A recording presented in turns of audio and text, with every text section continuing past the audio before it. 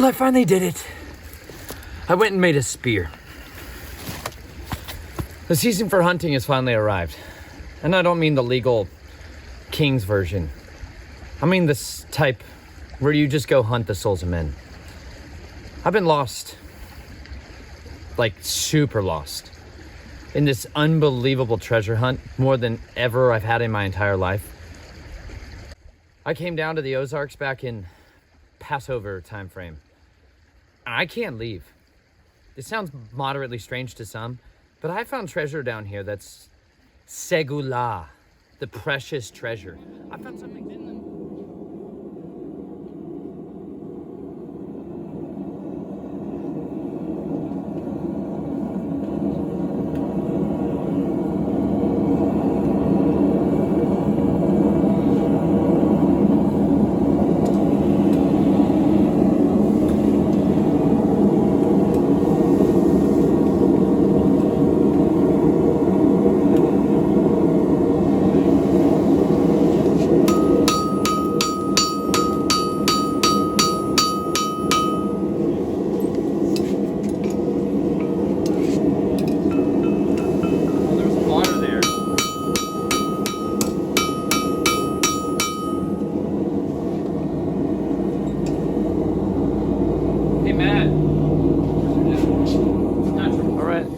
So I've melted together the fused together copper, silver. I got this raindrop pattern. I'm gonna try to forge it out and get it thinner.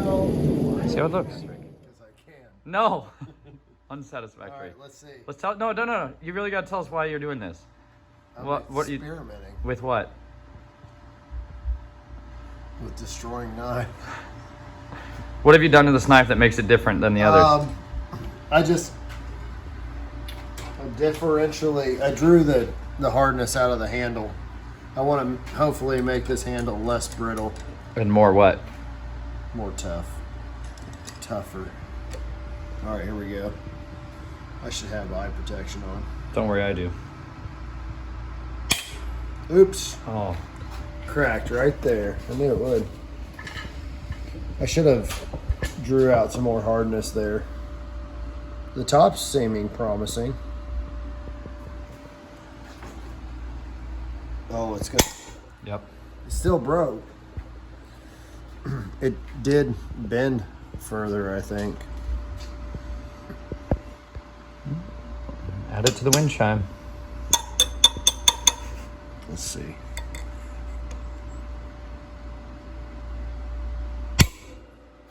Wow. Hard. Not tougher yet. Somewhat. As it makes it a little better. Not super close to the line, but you can kind of trim it down like that. And then you'll come back up here. You're gonna anchor your needle again. And then you're gonna watch this needle and you're gonna do it so that it's sewing the outside of this. So watch, you'll just kind of see how it goes. See how you're wanting it to kind of go around that.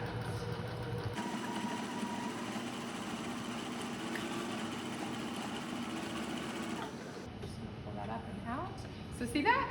You see how it yeah, so that basically does what the fancy serger machine will do. I mean, it'll do a more kind of thorough, close job, but this will still get it done to where it doesn't fray super bad.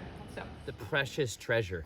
I found something so precious, I can't Let me get away here for a second.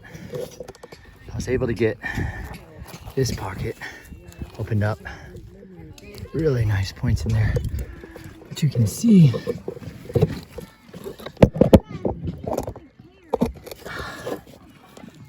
how these points are just everywhere.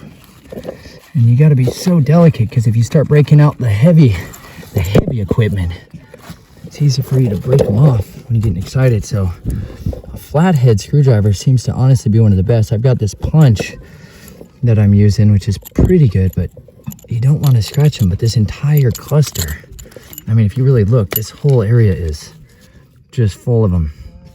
And so I'm trying to kind of get them to come out in a certain order to cause the least amount of problems. You don't want to lose it. I love this so much. want to live on a crystal mountain and just do this like Nature Nate's treasure chest hunting. People can come up here and experience this. Families can be families.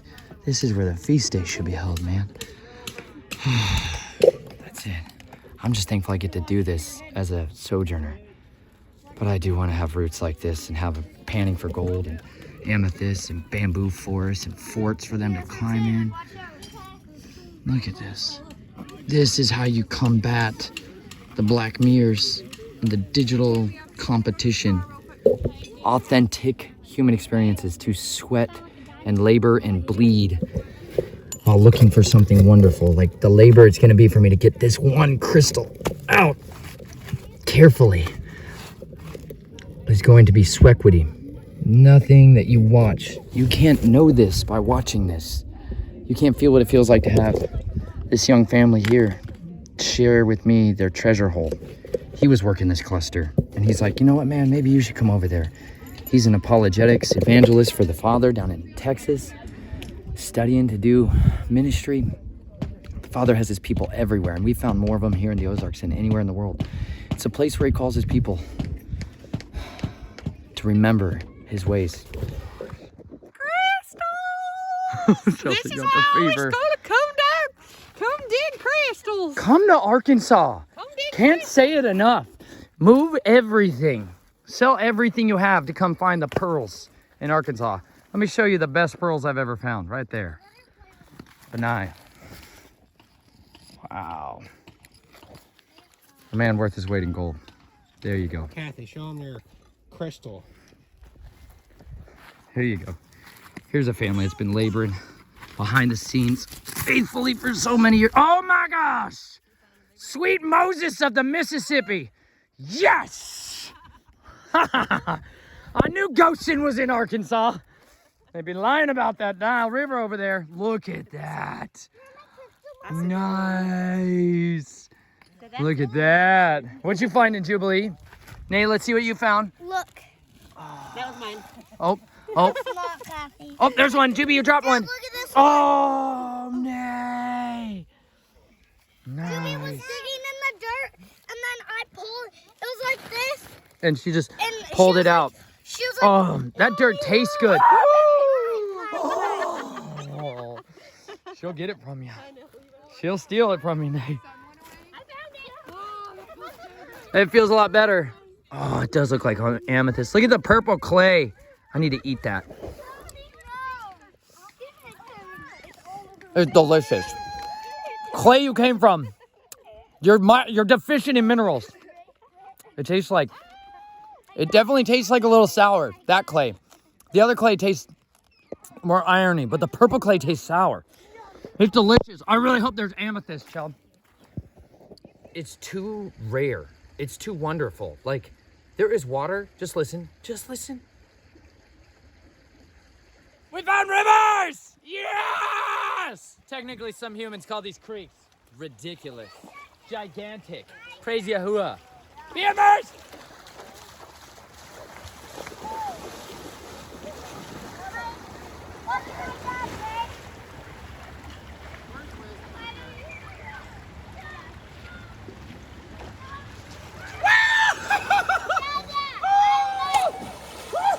It sounds like crystals cascading into each other under the water! It's amazing!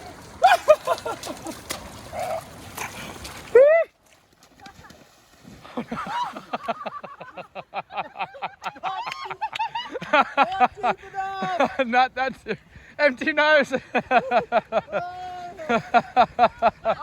A lot deeper down there. Oh man. So you can't cannonball there. Go for it. You're up. Get in there. You bounced. You bounced.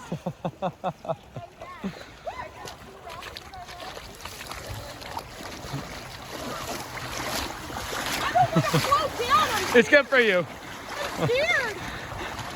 Scared. Fear Yahuwah. Him alone.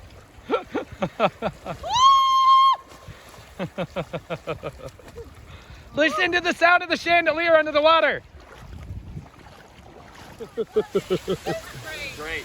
Terrific. I didn't want to be dry yet.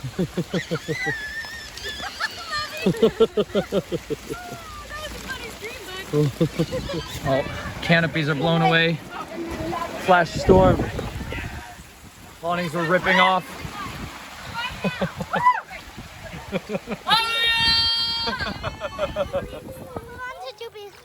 Ready? All right, tugboat, tugboat. Tug-a-boat, tug-a-boat. Tug-a-boat.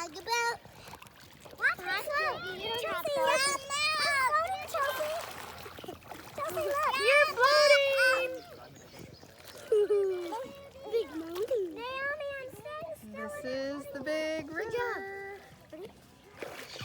Nathan said he just saw an enormous trout right out here. And his sling just broke. So that was a bummer. That's pure medicine. Just living water flowing continually, even in drought. One of the greatest droughts. On us. The flies.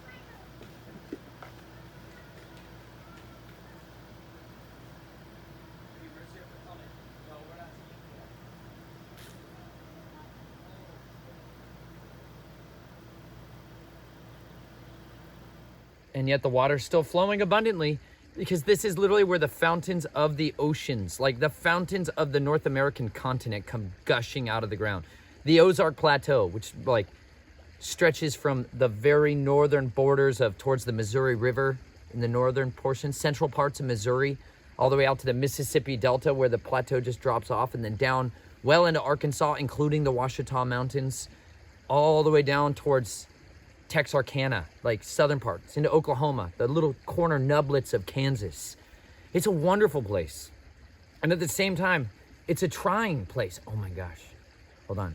I think I left a staff over there.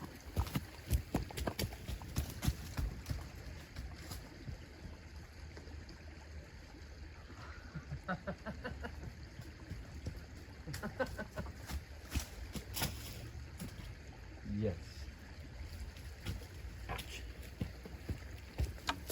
Sometimes I cut staffs down as I'm going around. Oh, and I leave them there against a tree because I'm gonna foray in. There's like a Osage orange grove, a bodark grove over here. It makes these beautiful, incredibly rare to find straighter pieces of bodark. It just does not want to grow straight, just like the crookedness of my spine right now. Some things just don't want to grow straight. I've been crying out regularly lately because I am contending. Oh, this is Chinese privet, which is the wood I use to make this white waxed wood spear, which I'll get to, I assure you. If you hang in there till the end, you're gonna get to sweet making of a spear, the birthing of a spear, and all the wonderful story that came with it. This looks like Chinese privet, but it's actually just bodark, which is awesome. My favorite wood on the earth. It was the tree that was needed for salvation for tens of millions of people's lives. It was also the tree that brought the demise of a totally different ecosystem and led to a version of ranching like you see over my shoulder here, where it's like total desolation nearly. You see that? People call it strip grazing. Boy, I could talk for a lot of my life about all of the raping of the lands that I've seen around me. Are you filming? Yeah. Now this is what it takes in order to get fields where nothing is growing on it. That is the application of herbicides to kill everything in the soil, or fertilizers. They also will spray fertilizers just before they're going to planting. But that's not stuff you want to breathe in. Fields of amaranth. Oh. And fields of herbicide. Look it. Hold on a minute, Nene. This is what happens when you apply 7,000 gallons of glyphosate. Oh. You can make nothing grow. Nothing. That's hard to do. You have to give respect where it's due when it comes to just how challenging it is to make zero things grow. And how resilient whatever it is that is popping up out of there must be. That's some tough stuff. I do love how far you can see. I've traveled now thousands of miles, 110,000 miles for Chelsea and I on this journey for the last few years. Just in the last 40 days, I've been just traveling in Arkansas specifically. And I've done like almost 1,300 miles here. And it's just, I'm in love with it so much. I want to...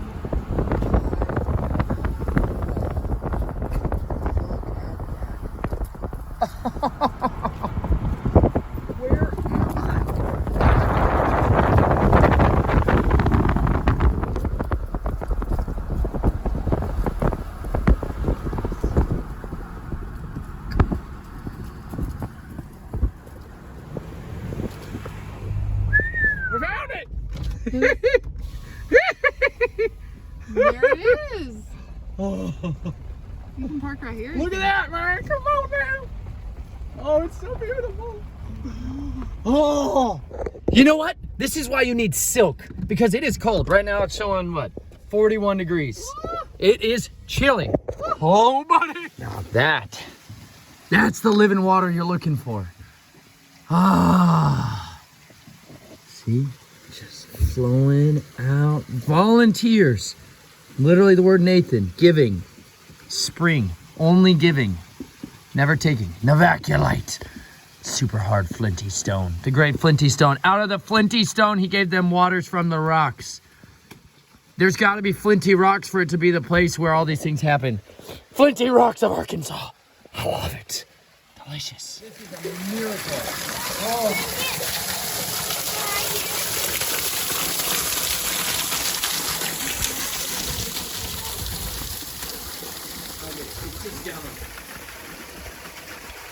I want to spend the majority of the rest of my life down here. I really do. And yet I can't. The Father calls me away and sends me to different places, and we got to go and be obedient there. But I've got hope. And I'm taking this incredible, wartish looking giant mulberry, and I am going to go plant it in abundance. I mean it. If you ever come across one of these, hearken unto the words of my voice. Take these and start planting the little seeds of it everywhere you go. If you don't want to dig in there for the sunflower seeds, and yes, they're just as good for you as a sunflower seed, that little Osage orange seed, just like a sunflower seed. Nutritionally, the squirrels go crazy for them, and so should you. This used to be a tree that fixes nitrogen and replenishes and fertilizes your soil the old-fashioned way known as nature, which always beats your chemical garbage. Check this out for a second. I'm going to take this tree with me as I go back into the forays of the north for a season. And I'm going to plant this in abundance, fence-like. I'm going to take one and plant it a cubit width apart. I'm going to encircle a property with it. I'm going to cover it with this. And then as it begins to shoot up, I'm going to bend it over. It's single shoot like this. I'm going to bend it over to its neighbor about 15 inches away from it. And I'm going to tie them down to each other. And then as he grows vertical, he's going to send up all these shoots that's going to go straight up and down from him. And I'm going to begin to weave this fence together. Because there's this version of fencing called barbed wire. Dadgummit. It changed the whole way the world functioned. And people got away from planting hedges, which is what a hedge has always been, a boundary, a place of distinction between their property and my property, their zone and my zone, their grazing space and my grazing space. And if you plant trees along the boundaries, you get microfaunas, tiny amounts of life that start to grow and occupy there. And then they get bigger as they get bigger. And then the types of animals and plants and biospecies that are able to inhabit that zone increase exponentially. Because otherwise we're stuck with ruined places. You see this ruined place over here? And then the absolute beauty behind it? And then the absolute ruined place behind that? This is what the land looks like when you give your daughters over to whoredom. Check this out. Leviticus 19. If you haven't spent enough time in Leviticus, it's generally readily obvious. Because there's some commandments in Leviticus that will only always give you life. If you start throwing out the commandments and being like, we don't gotta follow those don't apply to us, you get really filled with something that's super dangerous called pride, and then become children of Leviathan. If you don't know about Leviathan, he's the king over all the children of pride. So be very, very careful then how you live, because the days are evil. Check this out for a second. Here's some commandments in Leviticus that'll just invigorate your soul. Ready? Do not profane your daughter by making her a whore, so that the land does not whore, and the land becomes filled with wickedness. Guard my Sabbaths and reverence my set-apart place. I am Yahuwah. Do not turn to mediums, and do not seek after spiritists, sorcerers, wizards, witches, warlocks, to be defiled by them. I am Yahuwah, your Elohim. Rise up before the great-headed. That's the elderly. And you shall favor the face of an old man, and shall fear Elohim. I am Yahuwah. And when a sojourner sojourns with you in your land, do not oppress him. Let the sojourner who sojourns among you be to you as the native among you, and you shall love him as yourself, for you were sojourners in the land of Mitzrayim. I am Yahuwah, your Elohim. Do no unrighteousness in right ruling, in measurements of length, in weight, or in measuring liquids. have right scales, right weights, a right ephah, and a right hin. I am Yahweh your Elohim, who brought you out of the land of Mitzrayim. And you shall guard all my laws and all my right rulings, and do them, for I am Yahuwah. This nation, this land, has given its daughters away to be whores, to be harlots, to be filled with worshiping and serving and being yoked to another system, another kingdom, a kingdom of darkness, a kingdom of radical, intelligent evil, which has predated itself upon us, which has devoured us and left us with the deception of managing our lands like this.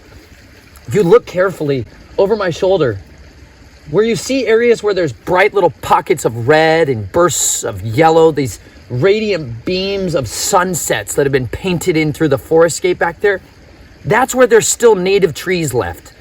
But if you see that non-delineation, just this stark contrast of green, dark green, it'll just appear to be some kind of greenish fuzz out there. Those are monocropping. What they've done is the United States Forest Service will allow timber companies to come in on national forest lands and clear cut forests, take everything out of there, all the resources that are in there, and plant back in a tree of their variety, like a genetically engineered longleaf pine, which grows incredibly straight, incredibly fast, and very pithy. It's a wood that is used for most of our home buildings or buildings that are used today throughout the society that we live in modernity. It's like the houses most people are living in. It's genetically engineered. It's an artificial reality. It's an augmentation. It comes from witchcraft, wizardry, and sorcery, like pharmakia style. It comes from the fallen angels and the watchers, the technology that spliced genes and began to alter images. If you don't know about how the watchers came down in the days of Jared before the flood and began to corrupt mankind and teach them these kinds of sorceries and divinations and witchcraft, it would really help you to know how your adversary, it says, be not ignorant of the devil's schemes. These are some of the schemes of the devil. This is the fruit of what happens when mankind traded its daughters. It gave its daughters to the watchers, these incredibly wise and intelligent beings, these immortals, sons of Elohim, who were rightly ruling in the heavens until they themselves were beguiled and led astray and usurped their place and gave up their bodies and transformed themselves, altered themselves from the image they were made to be and began to bear the image of man so they could have sex with the daughters of men. The men allowed their daughters to become whores, and the land got defiled because of it. The land got filled with wickedness. When man give their daughters over to a sovereign that is wicked, the land itself gets cursed. The land then bears forth the fruit of wickedness. Out of the wombs of those women came forth the Nephilim, these hybrids between man and angel that were mingled together. Their spirit was not created in the heavens, nor on the earth. They were a mixture between the two. Their place caused great corruption. This is where the restless spirits of these evil spirits, malignant spirits that came out after the floodwaters, when the waters cascaded over the earth and drowned off these hybridized creatures, they became the wandering dead, these evil spirits, demons, and they began to persecute mankind. Mastema, the Satan, the ruler over them, got given charge of 1/10 of them, and 9/10 were bound inside the earth until their day of judgment. These are what happened, though, is when man defiles their daughters, when mankind turns their daughters over to these other kingdoms, we reap the sorcery of these filthy, wicked ones. We reap their fruit, and the land itself gives birth to these evil spirits, and they come out with methods of farming and methods of agriculture and methods of home building and methods of land management that are abominable before Yahweh. They lead only to curses. They destroy the landscape that Yahweh designed us to have. This land should be bringing forth fruit in such abundance. When you walk around the forests in the Ozarks, it is some of the most nutrient-dense places I have ever lived. There are persimmons everywhere, the sweetest natural fruit on the earth besides dates. There's hickories, one of the most nutrient-dense, calorically rich foods that exist on the earth are these hickory nuts. And there's tens of thousands of them everywhere I go out here, in the places where man couldn't go. And do you know why they can't come down here to this edge? Why they haven't clear cut and strip grazed this entire area below me? It's because of this. This one tree, this tree of acacia, the wood of the Ark of the Covenant was made out of. Hedge apple right here, bodark, the wood of the bow of Judah, the bow of Jacob. This mighty tree can hold back the onslaught of that army because it grows these thorny, nitrogen-fixing hedges wherever it goes. It holds back the armies of mankind until they turn and regard it again. I read this book called The Prophet of the Prairies, written in the 19th century. It's a time period that I've been studying a lot when the natives, the First Nations people, when the Israelites that were here in the nation got driven and scourged and judged and diseased and killed off and hunted and massacred, and their livestock, their animals, their cattle, the buffalo, like you read about in the scriptures, the great aleph, the bearded mighty bison, got driven to extinction, just like the mankind that used to live here. They were persecuted and regarded as ruinous wastes. They were destroyed. They became desolate. The land became desolate. Man came in here and used this strip grazing methods, this battery depletion ideology that you could just come in here and tap into this place and just drain it for everything it had. The parasites, the Philistines, the Canaanites, this other kingdom comes in. When men give their daughters over to whoredom, the land itself vomits them out. It vomits out the inhabitants. I studied the mid-1800s because I saw this is when this terrain got transformed into this other image. And man looked for a tree that they could plant to create fences, living fences. The cheapest natural fence you can do is to plant it. Your children's children will inherit your hard work and your fencing.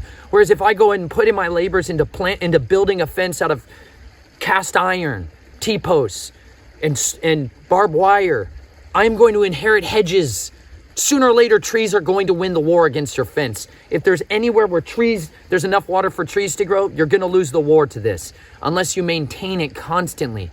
And I don't want to maintain my fence. I want to plant it and prune it. I want to coppice my fence. I want to hedge it in, my property, my lands.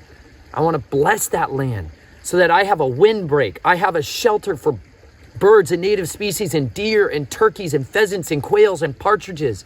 I want the megafauna to return to my land, the elk and the bison and the buffalo. I want them to sojourn amongst me because I am one of these sojourners. I have been someone that's been sent across this nation to test and evaluate the fruits of everywhere I go, to inspect the fruits of the overflow of the hearts of man, and to inspect the way that they'll treat me as a sojourner. Because I may look like a migrant worker and a gypsy in the wind, but the truth is I'm a sovereign. So is everyone who serves Yahweh Elohim Sevaot. We are sovereigns and priests on this earth. We are the ambassadors of the Most High, the one who actually owns the land that I'm sitting on, not the person who presently holds a deed that was handed down to him, that was bought for trinkets and stolen from somebody else whose land this was, their land of their sojourning. This private property ownership ideology that we inherit in our modern society is not a common concept to the place that I'm dwelling today. Yahweh says the earth is his and the fullness thereof. I'm a sojourner on his land everywhere I go. Whether they hedge it in with a fence or not, that land is my father's and I'm allowed to sojourn there. I'm allowed to glean and eat the leftovers. This is my place on the earth. And because of that, it's led me to realize what a ruinous place it's become, and yet how fast, the good news is, how fast the earth responds to our obedience. When we take our daughters and turn them away from whoredom, when we rightly guide them back onto the path of life, when we fiercely guard them from the ways of the wicked, when we pick up the stone and the staff that Yahweh appointed for us, when we bear these up in righteousness, mishvat and zadikah, when we bear these up in our hands again, Yahweh establishes for us lands that are in our favor. But until then, it literally says the land will vomit out its inhabitants when we walk in this iniquity, when we walk in sins and transgression. The only biblical definition of sin is not missing the mark. It's not an archery term. It means sin is the transgression of the Torah, the loving instructions of Yahweh. 1 John, the beloved of Yahshua, the one who was with him at his at his impalement on the stake when he was killed and slaughtered for our deliverance. He looked at his best friend and said, son, your mother, mother, your son, the beloved of the master who did not leave him in his hour of need. He said, sin is transgression of the Torah. He's the one who saw the Messiah revealed, who left us this book that's promised. If you read the book of Revelation, you get the blessings. You get a blessing you will not lose if you read that book. He gave us an understanding for what is sin. Sin is transgression of the law. 2 Samuel 13. In my hour of crying out this morning, this is where I got led. Because if I'm real transparent with you guys, I feel like the ruinous wasteland a lot of the times. I have to fight for joy. And some days I lose. And who loses the most is my family, my daughters, who I'm trying to guard from whoredom. I had a trust fund that's offered to me. If I gave my daughters to whoredom, if I gave my daughters over legal rights to the trust fund, to the guardians of the trust, to the board of directors, I could have all of the money I could ever hope for, and then access to a phone book where they could pick a number out of there and call them, and I could be at the king's table. I gave that up, and I chose the path of poverty, to be poor in financial resources, but to be rich in faith. I'd rather the meal of vegetables in peace than the fatted calf with kings and strife. Look at Nick. They chop every night for shoes, but they have clothes too, and gear, all kinds of gear. You know, anything that gets returned, they can't sell again, so they sell it on the garage sale for like a really discounted But I price. have a So great you might have policy to that check they it actually out. take everything back. Yes. Yeah, I mean, we found that like really good, you know? Yes. Like I could swim a long way in a pool, you know, and then you're like, the ocean current, and you're like, I have no idea what I'm doing. I'm entirely out of my element. Just, well, in like the book, in like in strife. I'd rather be a doorkeeper in the house of Yahuwah than to dwell in the palace of sovereigns. But it is still really hard for me. It's really hard to live poor. It's hard to not have plenty. I have riches of fathers and kings. The riches of fathers is land. The inheritance of fathers is riches and land. But an understanding wife is from Yahuwah. Wisdoms of Solomon. I have a wise and understanding wife. I am rich. She's more precious to me than rubies. We gotta let them cool for a minute. We can take that off. Here, watch out, babe. Okay, this goes back here to cool. Okay. Now, Mom, can I do it? watch. We're gonna watch. You just. I'm gonna do it. Hold on a second. I'm gonna do this one. You do the next one when it's cool, okay? Watch. We're gonna take it in the sesame seeds. And we're gonna swirl it. And we wanna get all the edges, get lots of seeds on there. Oh, watch out, now I'm gonna flip it here. There. Isn't that awesome? There it goes. I'm gonna take a picture. Yep. Flip Dad, it I wanna take down. a Down on its picture. belly. Oh, Dad, I hold wanna on. take a picture of it. Okay, here, swirl it now. Swirl it. You do the swirling. I wanna take a picture, Dada. Oh, try not to get it on the bottom too much. Dad, can I take a picture? And then you're gonna flip it over. Nation Jubilee, indeed, you will be able to. Just Great wait. job, Naomi. Wow, those are beautiful. We are like-minded, and we travel to homes and we live with people who are not like-minded, whose husband and wife are contentious because one of them is walking in the way of life and one of them is walking in the path of iniquity still. One of them is filled with pride and the other one has sacrificed their pride and has had those scales that were put over their eyes by the serpent cast off of their eyes. That says the enemy, the gods of this age, the Elohim of this age have blinded the eyes of unbelievers so they cannot know the truth. Like when Saul was struck and knocked off his donkey, scales came off his eyes when he heard the word of Yeshua and said, "Why are you persecuting me?"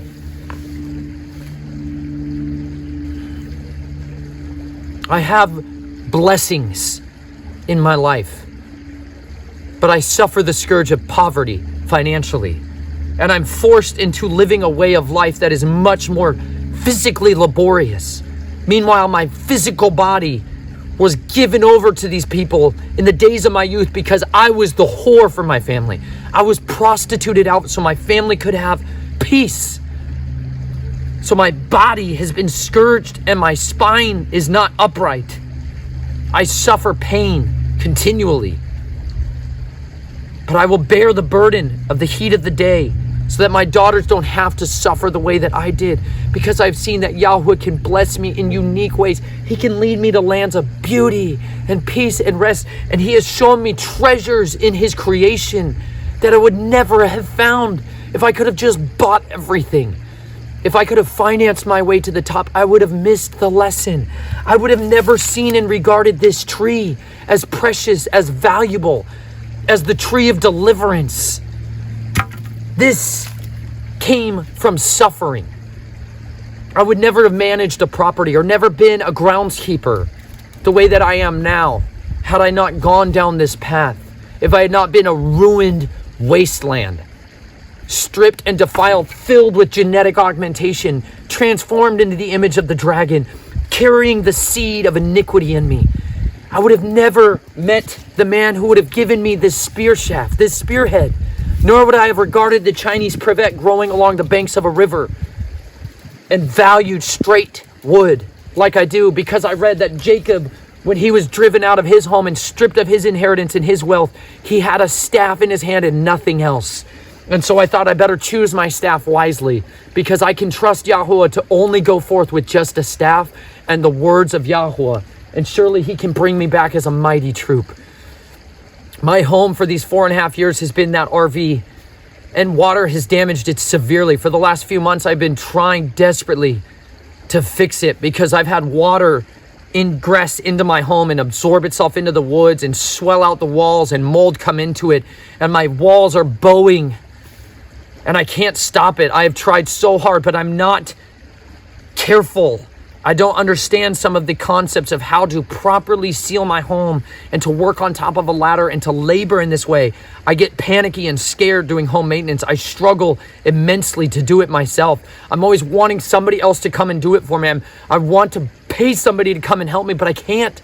So I've been forced to sit here and feel the anxiety and the stress and the triggering of doing these jobs that are very hard for me, because I'm talented at many things, but there's areas that I'm not talented in. I struggle like any other man to overcome an area that I lack clear, precise, careful instructions and experiential knowledge there. And so water has continued to get in where I've missed these seams on my crack, where there used to be a seam of plumber's putty that used to be in an area that has dried and cracked because of all the miles I've driven, and the harsh weather environments that I've lived in have cracked my home and bent my frame, and my slides don't come in and out evenly. Like, my home is damaged. My home looks like how I do. My car looks like how I do. I ripped the entire front end off my car trying to load it on the dolly when I was leaving Sukkot because I was so sleep deprived and exhausted.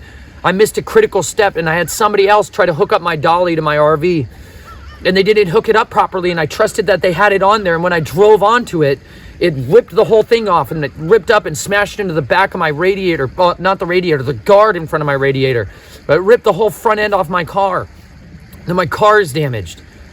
Like, we've suffered a lot. Our home is sound, and yet at the same time it's weathered. That's what Chelsea says. Our car just looks like how we do, honey. Bessie just looks like how we do. And it's true. That's how we look at the end of this. I went out of the lands of Colorado because I was scared, and I wanted to be freed from the persecution of people that kept messing with my ruined mind. I wanted to keep my children safe, that they wouldn't be prostituted. I left Colorado in great fear. In great fear of death and fear of men and fear of not having enough. I left these lands in desperate fear. And I found people that are rich in faith that took me in all over. In California, North Carolina, New York, in lands all over this world that I have been. In Canada, and Afghanistan, and Dubai, Central America, Mexico. I've had people take me in all over because I've been a perpetual orphan. I've been a perpetual orphan. I've been the murderer running around looking for a city of refuge where there's righteous judges to hear my case and judge rightly. I've been looking for cities of refuge all over this nation where I can have my truth heard. And I found them.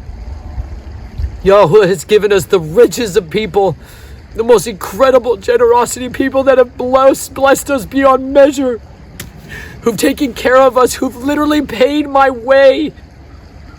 They paid my debts off. They've clothed me, they've fed me, they've sheltered me, they've harbored me. I've seen the richest people on the earth keep themselves from giving to us, and I've seen others that are the poorest people on the earth clothe us and feed us and finance us beyond measure. I've seen both and so much more. Tomorrow I'm going back on the road again.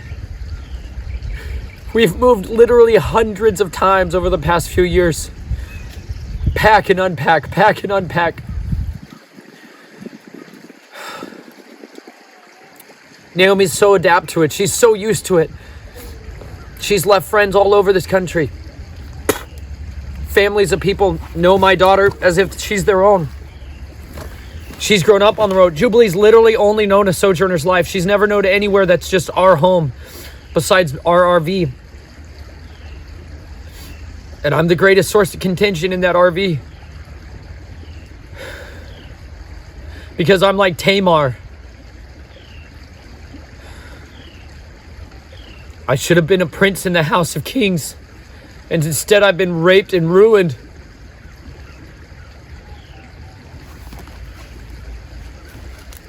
Second Samuel 13. David is the king of Israel. All of Israel is united under King David.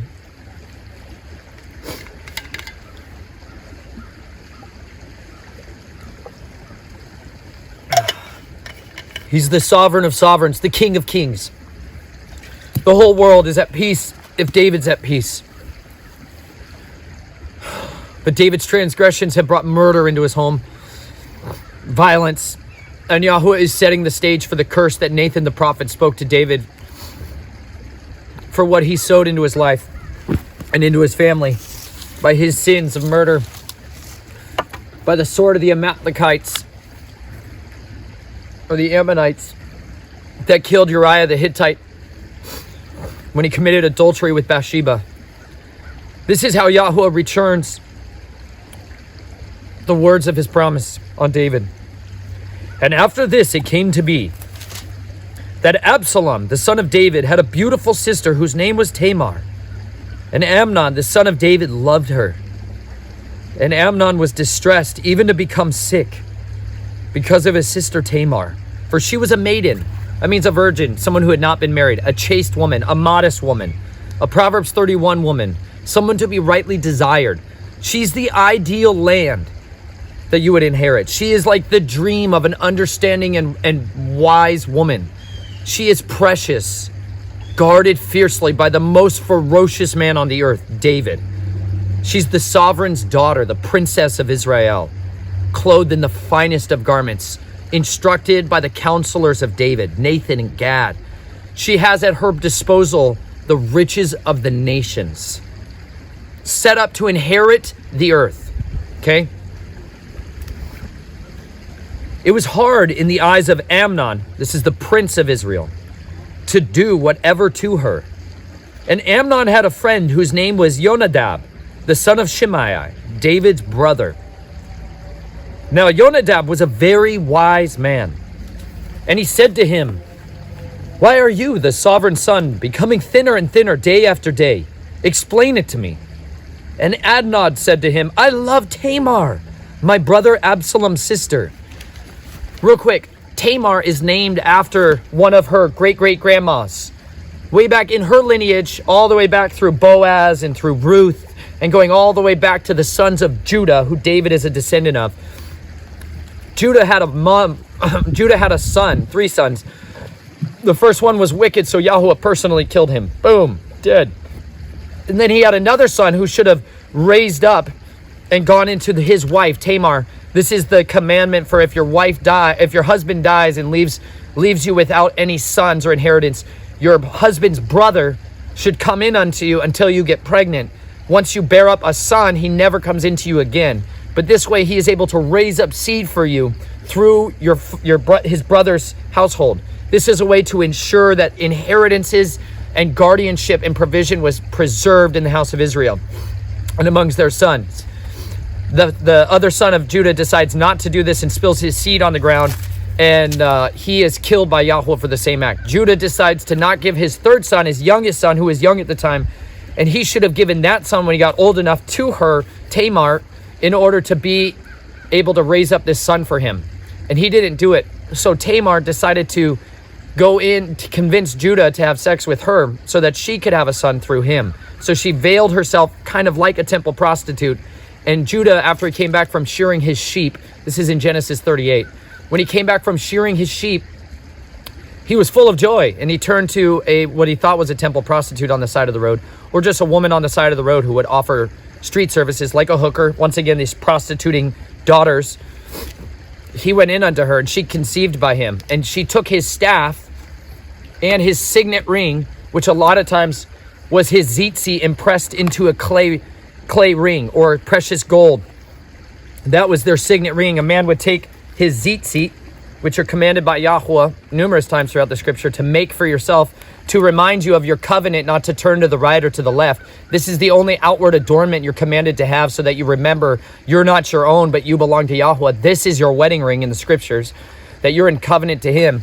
He would take the knots that were on it, that were unique to him, and he would press it in clay. And he could have that as his ring, his precious ring, and then have that cast into silver or gold. That would be their signet ring, like the prodigal son got put back on his hand when he came back into his father's house. That was a sign that this stuff belongs to me. That's a sign of his covenant. That was a way signatures were signed and pressed into wax or pressed into clay on a signet, so that somebody knew that you sent them out. She took those two symbols of Judah's authority as a guarantee until he said he would pay her a kid of the goats. And when he found out that she was pregnant, he said that let her be killed and put to death, burned alive, or stoned. Either way, he was commanded that she should be killed when they found out she was pregnant, because they thought she became a harlot.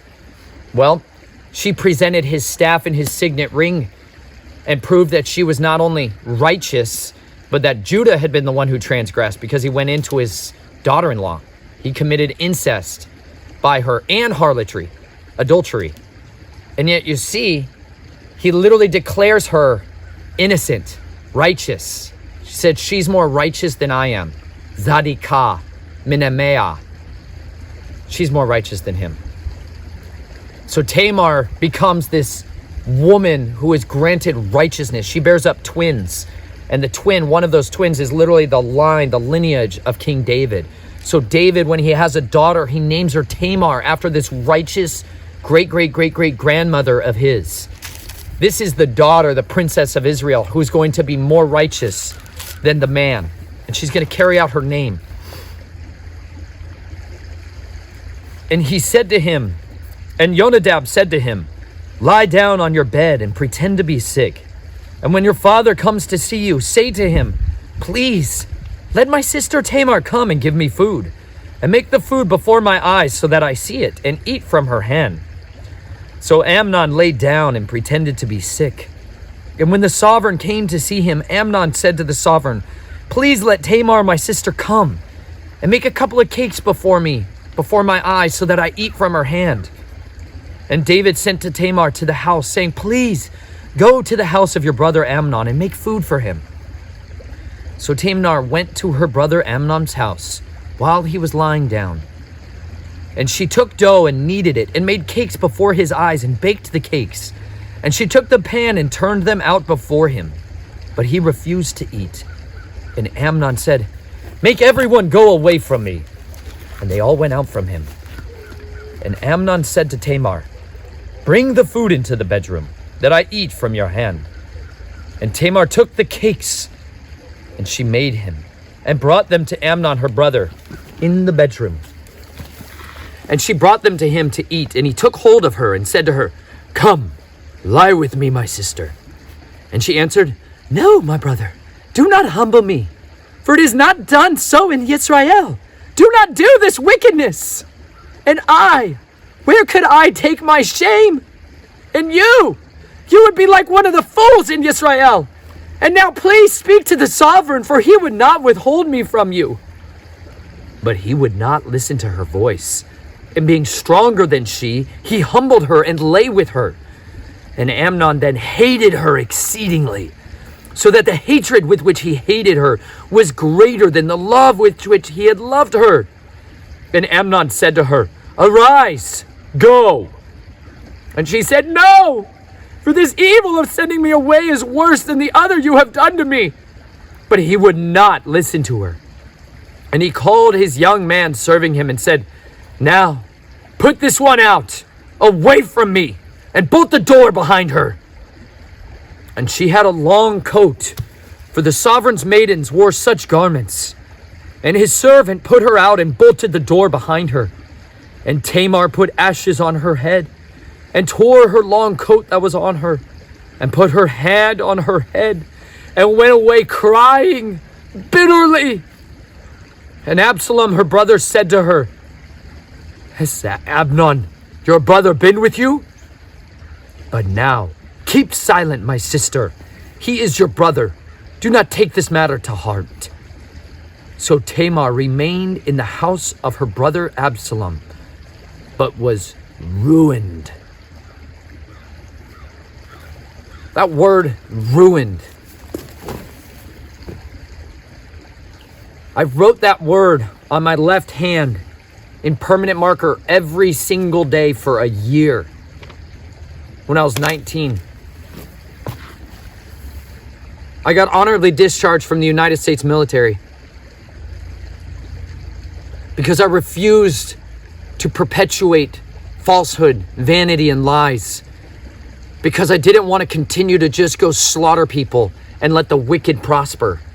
I can't stand injustice. It's inherently unright. It's inherently wicked. I cannot abide the presence of radical, intelligent evil when I know it's being used to beguile others. I got into these special projects with the military, and I had a team of people that were hunter-killers, special kill teams, SKTs, these classified black ops where you can go in and kill people. You get a license to kill in the United States military, stateside, under the ambassador's governing authority. The United States State Department is supposed to govern things overseas for ambassadors. But when other embassies in the United States have problems with espionage and counter-espionage, and they need spies to go out and infiltrate teams of people that are in the United States military or in the government or in the defense contractors, they hire the United States military special kill teams projects. People that don't on paper have jobs as infantrymen or as cavalrymen and scouts. People whose job it is not working in military intelligence. People who are cooks, heavy diesel mechanics, like supply specialists. They hire people who on paper are not part of those bad guy teams, who are not trained killers in the same way. But everybody in the United States military goes through basic combat training and comes out as a trained murderer, as a trained killer of men. And then some of those guys go through special trainings that make them better and more proficient killers of men. I volunteered for every version of it I could possibly get to my hands on, from the day I was old enough to pick up sharp and pointy objects so that I could kill people that were doing wicked things, that I wanted to kill all the pedophiles and all the rapists and all the serial killers. I just wanted to go kill the traffickers and the men who sold their daughters to be whores. I wanted to execute violence on them and to see mishpat, justice, brought upon their heads. I wanted to personally bring it to their heads. I wanted to invent ways of making their lives miserable and make them suffer what they made their children suffer. I wanted them to feel agony like I knew very well. Because I have family members I watched torn apart in front of my eyes.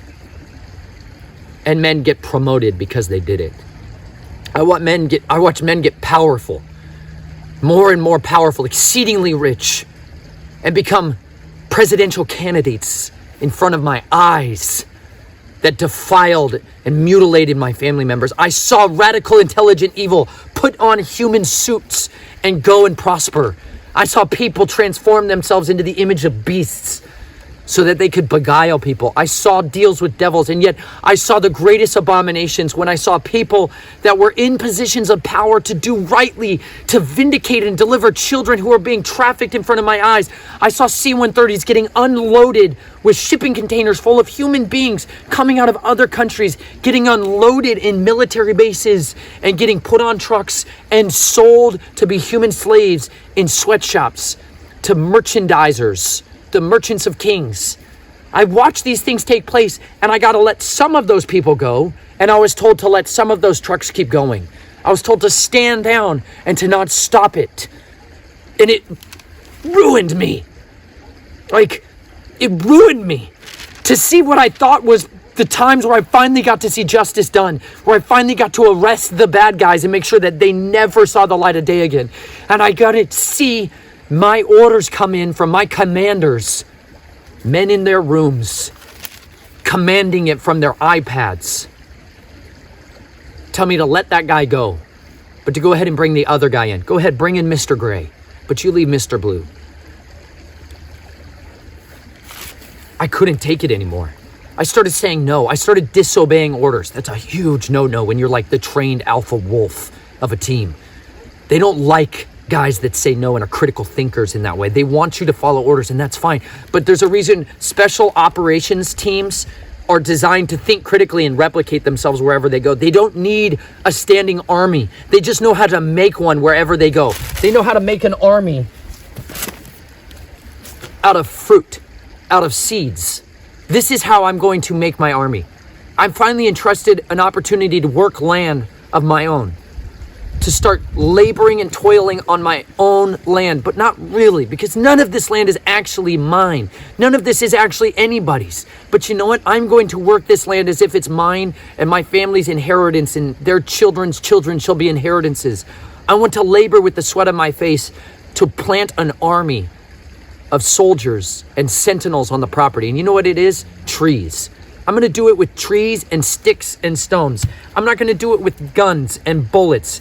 Because even back then in 2006 and 2007, we had this backscatter technology, and we had drones up that would identify where a gunshot happened, and they would fire for effect on that person so quickly. We had drones that were scanning people and identifying where every firearm and round of ammunition was over in Afghanistan and here in the United States so long ago that it made me realize very quickly, sticks and stones are where the wars are going to be fought. Like, actually from horseback.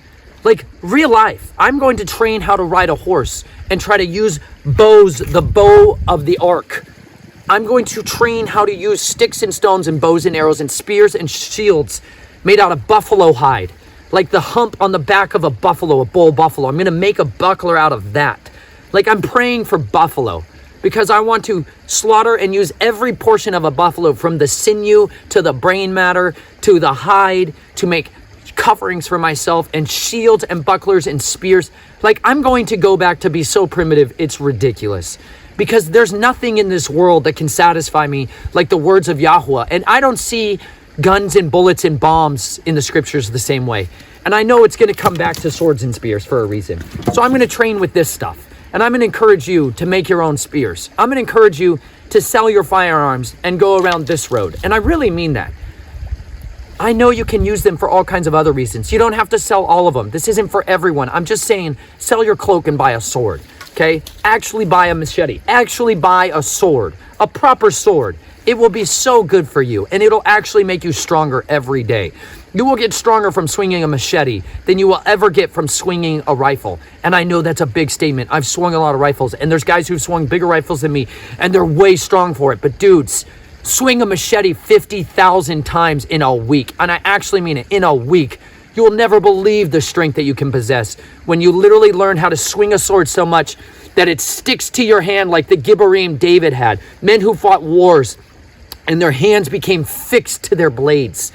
I know men have done this with rifles, but seriously, strongly consider how powerful and effective you can be when you can just go ahead and make your swords and spears and your weapons of warfare from the surroundings of whatever is around you. It makes you highly effective and a trained warrior.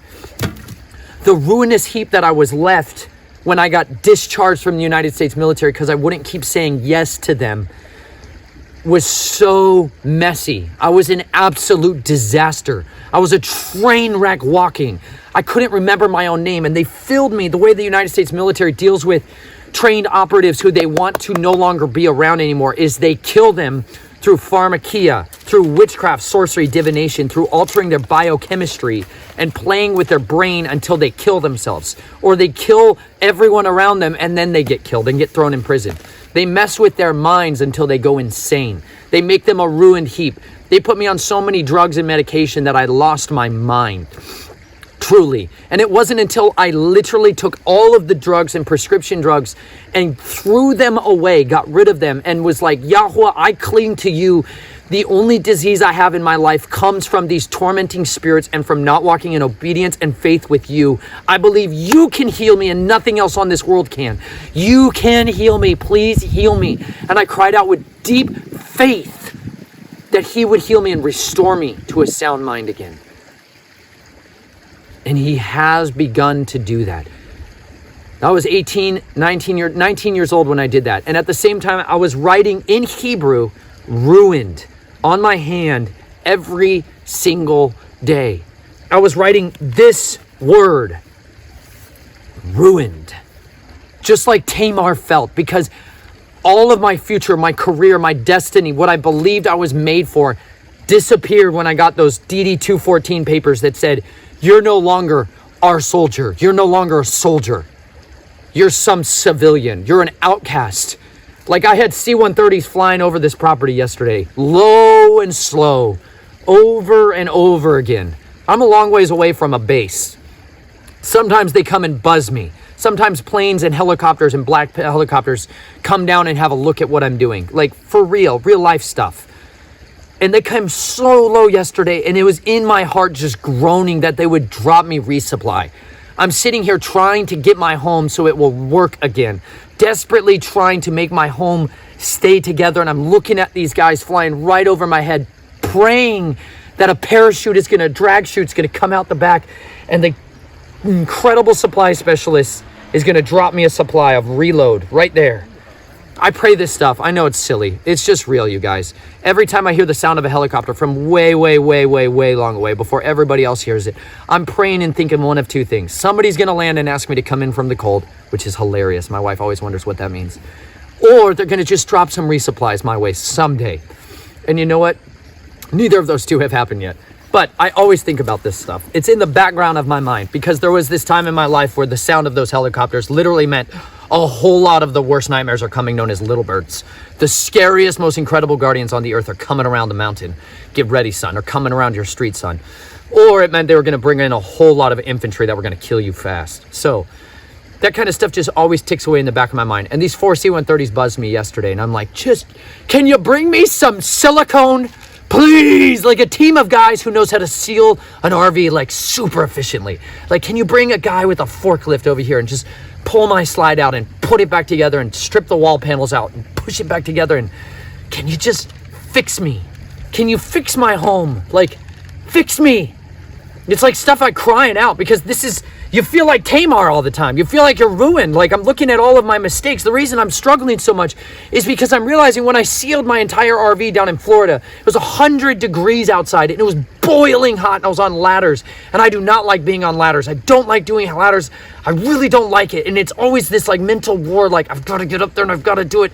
I've got to do it. Like pulling plastic on the top of a high tunnel. Like it's like the most dreadful thing on the earth when people ask me to do that. I'm like, I would rather do literally almost anything else. Please don't ask me to get on a ladder and try to pull roofing materials together. Like I don't like doing it. And I'm trying to just seal up this RV and I'm just like shaking and trembling inside. And I'm like, I just don't want to do this, but I have to do this. And when I was doing that down in Florida 2 years ago, when I was being paid in vegetables, I had $16 of this tube, this sealant, silicone sealant. And it was so precious to me and I didn't even know how to properly use it and run a bead out and tape the whole RV. And it was very, very tense and very stressful. And the humidity was so high, I couldn't get the sealant to seal in there properly. And then it got so hot that it baked it off and it kept separating. I kept doing this job over and over and over again. And it was like an exercise in fertility, like a chasing of the wind, like Solomon says. I was chasing the wind trying to seal this RV up. And I finally did it. It took me weeks of this just mental agony. And like, I'm like, yes, I've done it. And you know what? I've realized there was an entire seam where my bay doors have these hinges that open and close. And there was a seam underneath there that I didn't seal 2.5 years ago. And water has been getting into my RV because that seal cracked and dried out in the scourging drought this summer. This drought that everyone's experiencing, where the sun was so hot, it was exploding the spare tires on RVs. It baked all of that sealant off, and now water has just been coming into my home, and I need to get my home under like a pole barn. I need to get my home under shelter bad, and I've got to try to figure out how to build one. I'm like, I've got to just make these things. If I can't just go out and buy it, I need to learn the art of building this stuff. And I remember that time down on the farm with Danny and Ekachai, where Ekachai showed me how to build a pole barn. We made a greenhouse. It's the only house I've ever built. But well, dog houses and stuff like that now since, but at the time it was the first house I ever built. And I'm realizing now it's basically a pole barn, which is the exact structure I need to build over my RV to make myself have a shelter from the storm and to like keep my family guarded. Like I need to build a pole barn, and I know how to do this. It's posts, and I know I can do these things because this is the skills and the trades I've learned. Like Yah's equipping me with the riches of skills rather than the riches of money, because these skills are something I can take with me. But there's a time where the Father might strip us of all of our wealth financially. And if we have skills, we can turn to a trade where we can go and be needed somewhere. The reason I'm needed down on this property is because they've got lots of sheep. And I know how to butcher and slaughter sheep. I know how to do that. I know how to be a shepherd now. I've like labored diligently to learn how to be a shepherd. I know how to be a man that's useful and blessing to where I go. But at the same time, I need to be rebuilt. I need Yahweh to rebuild this identity in me. Like when somebody says this word ruined, what I was writing on my hand every day is this word in this great dictionary I always advocate. A comprehensive etymological dictionary of the Hebrew language for readers of English, Ernest Klein. This is page 666. I know, don't get all freaky. Well, maybe there is, yeah, who knows. On page 666 of this dictionary, for those of you that do have it, who are studying Hebrew, who are trying to get back to the languages of Yahweh, this is literally the definitions, the concepts that go with this word. The word is Shem, or Shemaim, or Shemim, Shemam. It's Shin Mem Mem. And it means to be desolated, to be appalled, to be deserted, to be made a desert. Like how the lands are all turning to a desert, that's because we stopped planting trees. You hear that screech? Come on now.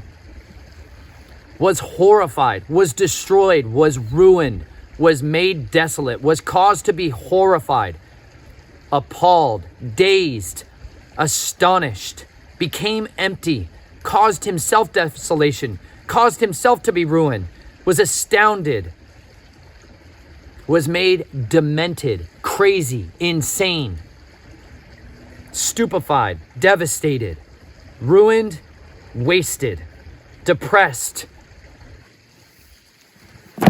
This sounds like the fruits of what happens when our daughters are given over to be whores, when our sons, our children are made to be whores.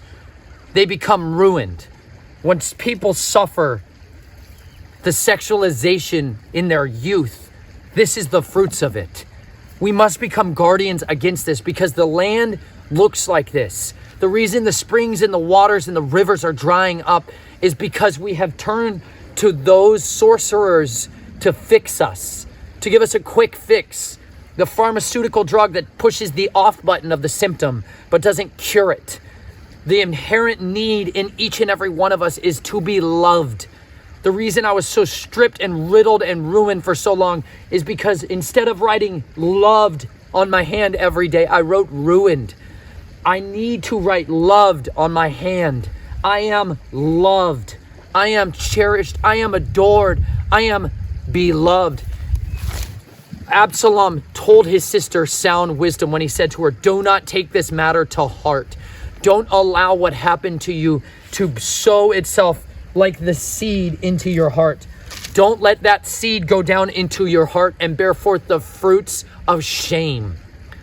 I have to eagerly contend against the fruits of shame in my life and have to guard against shame that yes, I made a mistake when I was sealing my RV and water has gotten into it. I made a mistake. I missed it. And my home has suffered because of that. There is damage to my home. And you know what? There's a lot worse sins that happen inside my home because of my shame.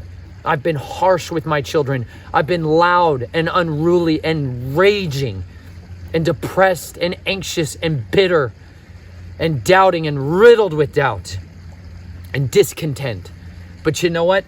I wash my family in the water of this word. When I do it right, I wash them in the water of this word. If men, fathers, sons, read 3 chapters of this book pick up this book, get a copy of the scriptures, pick it up and read 3 chapters every single day out loud to you and your family. You will read the entirety of it in 1 year's time. You can change 1 year of your life. You can change your entire family's trajectory and guard them from being made ruined, desolate. Speak these words over them every day of your life. Speak these words over them. Write them on your heart. My life got transformed when the words that came over me were filled with this. When these became the words that meditated on me day and night. This is when my life got healing. This is still a process for me. It's still a progression that I still have to daily choose life. But it says, choose this day whom you will serve. I have to let go of the past, the ruined wastelands, the genetic alterations, the hybridization programs of my soul and my ancestral iniquities. And I have to seize today and the future that Yahweh has appointed for me, to leave this lands of my sojourning and go to the lands that Yahweh has called me to, in faith, knowing that he can raise me up and he can lift me up and greatly establish my house. I want you guys to have your houses established. I want you all to turn and plant trees everywhere you go. Plant trees. Every bite of apple that you take for the rest of your life, take those little seeds, go outside and shove them in the ground. Don't do anything else. Just bless them. Pray Yahweh blesses that tree and makes it fruitful and it multiplies. Go and plant trees. Take cuttings of trees and shove them in the ground. Take seeds from everything you eat and put them in the ground. Plant. Just plant relentlessly seeds wherever you go. Go sow the seeds of this gospel wherever you go. This is what I was made to do. I was not made to be a thief that judges men and takes their life. That is the opposite of what my name means. My name is Nathan Locke Reynolds. The meaning of my middle name found in this dictionary that nobody else could find for me. L-O-K, 2 dots above the O. Locke. I had a 13-year-old named Seth. Maybe he's older than that. Sorry, Seth, if I got this wrong. You're a mighty man of valor. I asked him to find out the meaning of my middle name. And you know what he found it? By this book. And a man named Scott Bennell, who knows Hebrew and studied diligently, an arborist, who you're going to see in my weapons training class as you watch this. That man taught him how to find my name. And you know what it means? Locomotive. Yes! Nathan Locomotive Reynolds. That's my name. That's my destiny. I am made to give out this choo-choo train, this locomotive, the LinenRailroad. It's literally what I was born for. And that's what we're going to do. The LinenRailroad's beat up, y'all. But you know what? So too is everyone. And you know what? But she's clothed in fine garments. We found wool rugs, baby, on Facebook Marketplace for $65 for 2 of them. Pottery Barn. Epic level wool rugs. And I draped them on the floor of my house perfectly. And it's so warm and snuggly and cozy in there. She's got linen draperies for curtains in there. There's fine garments like these incredible hides in there. There's going to be buffalo garments all over that place. The buffalo is on its way. I prayed for a way to kill a buffalo. And a man named James Owen, Living Ferociously with James Owen. Check it out on YouTube. He gave me this spearhead and he's like, this is to help you kill that buffalo. Yes! It's a green agate and it's glorious and it's wrapped. This Chinese privet came from this stream right down the way. People are like, it's an invasive plant. Well, other people are like, it's perfectly straight, strong, moderately flexible wood. And I chose it out of this land right where I'm at. And then I wrapped it in hemp because hemp is amazing. The cannabis plant produces the finest of fibers, just like the flax plant. This is hemp. I waxed it with burn-in BW ointment. It's like a natural wound salve. I waxed it with that so that if I get cut, I can wax my fingers with it. And then I waxed my linen with beeswax. Beeswax and burn-in ointment cream and beard oil. Anyways, here's the video of me making the spear. Because you've persevered and made it to the end, you can watch me make this savage, lovely spear. It's wonderful, and I'm so enthused to take it on my journey, to go back to the lands of my sojourning, to dwell in the Ozarks, Yahweh willing, until the kingdom comes. I'm going to carry on, son. That's what we're here for. Be a soldier. Be a locomotive. You were made to be a soldier in the most heavenly contest of all contests. The souls of men are crying out for deliverance. The souls of women are crying out for salvation, and they're looking for the mighty men of valor, the Gibborim, to rise up from their places, from their ruined wasteland, and to be rebuilt. And you know what? Yahweh is going to go ahead and look at those stones, those heaps of stones that everybody else overlooked, the trash heaps, and he's going to call them out of the highways and the byways, the gutters. He's going to call them from the streets and all of the places where the pimps have scattered them and the taskmasters belabored them and left them as a wasteland. And you know what? Yahweh is going to select from there his princes, because he knows where all the children of the earth are his sons and daughters. I don't need to go out and kill my enemies. I need to go kill them with kindness, biblical. I want to treat them the way I want to get treated. Because you know what? Some of those guys flying over in little birds, they might have been sent on a mission to kill me because I'm a rogue asset. I might be raising up a guerrilla army. You're dang right, son. There ain't one guerrilla in my army. They are mighty men of valor, mighty women of valor, and they are ferocious warriors for the kingdom of Yahweh Elohim Sevaot. He is my commander. And he is the only one in whom I trust. And he is the one who brings me reinforcements from the heavens above to the earth beneath. He will give us our fertility and our fruitfulness that no man on this earth can promise me. We are soldiers for the kingdom of Yahweh. And if you're watching this, you are part of the righteous remnant. You are the remnant of Yahweh Elohim Sevaot. And it is in his name that I bless you this day. May you bear forth his witnesses. May you take vows to protect yourselves from addictions like Nazarites do in Numbers chapter 6. It will guard you from the addictions that have plagued you your whole life. Some of us need physical reminders so that we will not go commit drunkenness anymore. I have to flee from those youthful lusts of mine. And this is the way I do it. I turn to this word and I get immersed in those living waters. Go find living waters so that the dead man, the dead woman can repent, turn away from their former way of living and be transformed. When you go under that water, the old man, the old woman washes away, never to come back. And the new one rises again. So may Yahweh arise. May his enemies be scattered. And may those who hate you flee before your face. May Yahweh arise. May his enemies be scattered. And may those who hate you flee before your face. Yahweh arise! May your enemies be scattered! And may those who hate you flee before your face! Yahweh bless you.